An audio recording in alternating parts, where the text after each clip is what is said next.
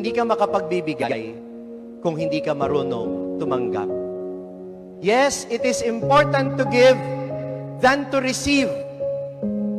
But nonetheless, receive so that you will learn how to give. Akala natin ang pagmamahal ay tungkol lang sa pagbibigay. Kaya hindi na tayo marunong tumanggap. We won't allow other people to love us. We won't allow people to be generous to us. We won't allow other people to be kind to us. And that's unfair.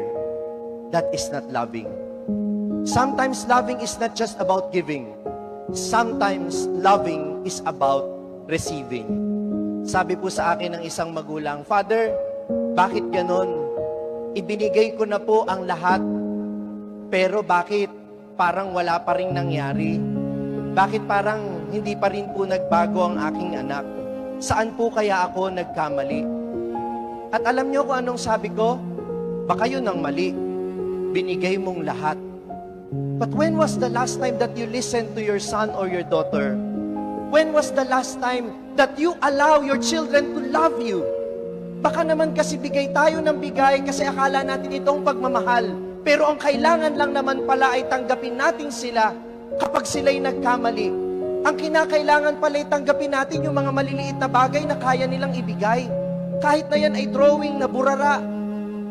Kung yan ang kaya nilang ibigay, bilang tanda ng pagmamahal, we should learn how to receive. Because receiving leads to generosity. Ang mga taong marunong tumanggap, sila lamang ang mga taong marunong magbigay. Sapagkat ang taong marunong tumanggap, alam ang pangangailangan ng isang taong walang nagbibigay. Kapag marunong kang tumanggap, marunong kang magpasalamat sa Diyos. At pag marunong kang magpasalamat sa Diyos, marunong ka ring magbigay sa kapwa mo kapag sila naman ang nangangailangan.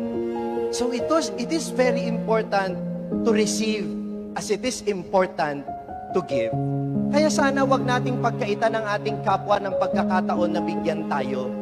Paano kung ang pagmamahal ng kapwa mo sa iyo ay isang pagpaparamdam ng Diyos ng kanyang pagmamahal sa iyo, pinadadaan lang niya sa kapwa mo?